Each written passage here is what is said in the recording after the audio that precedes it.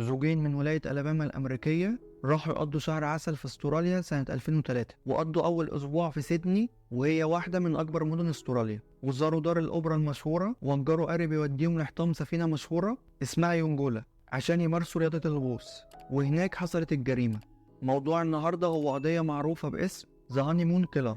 جيب قابل تينا لما كانوا طلاب في جامعة ألاباما، وابتدوا يتواصلوا مع بعض من شهر يناير سنة 2001 وهم عايشين في ولاية ألاباما الأمريكية، والاتنين عندهم 26 سنة. وتينا بتشتغل في محل ملابس في قسم الأطفال، أما جيب كان بيشتغل مع والده في شركة تغليف، لحد لما جيب وتينا اتجوزوا. وعيلة جيب أهدتهم رحلة شهر عسل لاستراليا مجانا، وطبعا جيب وتينا كانوا متحمسين جدا للرحلة دي وكانوا بيخططوا لها من سنة كاملة. والمعروف عن جيب إنه بيحب المية وعنده هواية ممارسة رياضة الغوص، أما تينا فرياضة الغوص بالنسبة لها مخيفة، لكن هي عارفة إن جيب عاوزها تغطس معاه في استراليا. عشان كده من قبل الرحلة ب10 شهور وتينا بتاخد دروس لممارسة رياضة الغوص، وقبل رحلة شهر العسل كانت خدت الشهادة اللي تقدر بيها تمارس رياضة الغوص في أي مكان. وفي يوم 15 أكتوبر سنة 2003 وصل جيب وتينا لاستراليا وقضى أول أسبوع في سيدني. وفي يوم 21 أكتوبر يعني بعد 6 أيام من الرحلة اتجه جيب وتينا للشمال، ووصلوا عند مدينة اسمها تاونزفيل، وهي مدينة عليها شط جميل. وقضى جيب وتينا ليلة في فندق، واليوم اللي بعده الصبح راحوا لمكان المرسى، وده المكان اللي هيأجروا منه القارب اللي هياخدهم عند حطام سفينة يونجولا. وأخيرا وقف القارب عند مكان حطام سفينة يونجولا.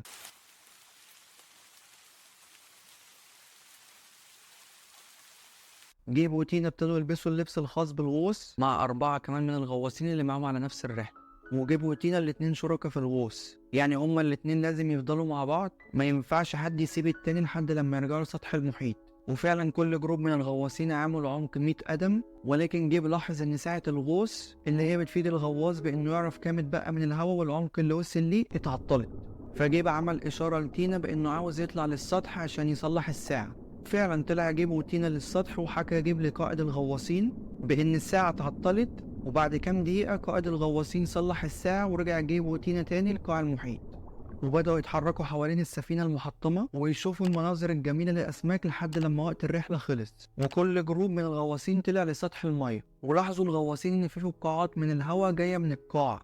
ولاحظ قائد الغواصين إن تينا مش موجودة مع جيب، وقبل حتى لما يسأل جيب عنها كان جيب خايف جدا وخلع القناع بتاعه، وقال لقائد الغواصين إن زوجته في خطر وإنها غرقت بعيد عنه وإنه مقدرش يوصلها وهو محتاج مساعدته. وقتها قائد الغواصين قام بوضع جهاز التنفس ونط في المية على طول، وعام بسرعة للسفينة المحطمة، وهناك لقى تينا مرمية على قاع المحيط.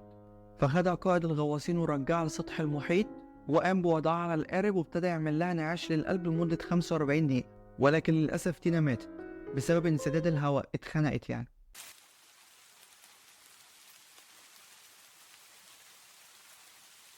في جروب من الغواصين قالوا انهم شافوا جيب وهو بيحضن تينا بقوة، وبيقولوا ان مفيش اي سبب لحضن اي شخص تحت المحيط، وهم شايفين ان جيب كان بيحاول يقفل انبوبة الاكسجين لتينا عشان يخنقها، وتينا كانت بتحاول تهرب منه.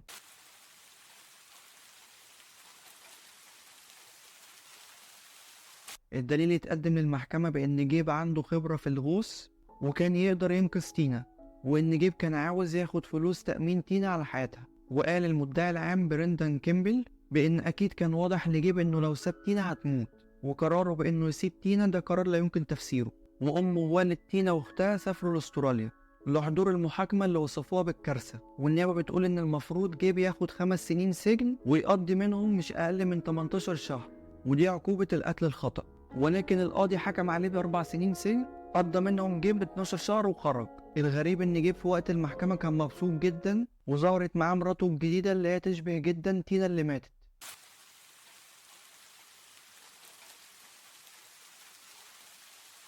جيب بعد ما تم الإفراج عنه تم ترحيله لولاية ألاباما الأمريكية، ولكن بشرط إنه مش هيتحكم عليه بالإعدام لو تم ثبوت جريمة القتل عليه. وادعى جيب في المحكمة إن تينا من غير ما تقصد وقعت قناعه، ولما لبس جيب قناعه ورجع يشوف تاني كانت تينا بتغرق للقاع بسرعة جدا، وده خلاه ما يقدرش يمسكها، وعشان كده طلع لسطح المية يجيب لها مساعدة. وادعى جيب برضه إنه ما اتدربش على إنقاذ غواص معاه، ولكن كولان ماكنزي وهو خبير غوص رئيسي قال في المحكمة إن من خلال تدريب جيب هو كان يقدر ينقذ تينا. وفي يوم 23 فبراير سنة 2012 القاضي تومي نيل برأ جيب من جريمة القتل، والقاضي قال إن النيابة ما قدرتش تثبت بإن جيب عنده دافع مادي، وتم الإفراج عن جيب بكفالة 100,000 دولار. وقال المدعي العام دون فيليسكا بإن دي المرة الأولى اللي يقوم قاضي بتبرئة متهم خلال مسيرته المهنية اللي وصلت ل 41 سنة.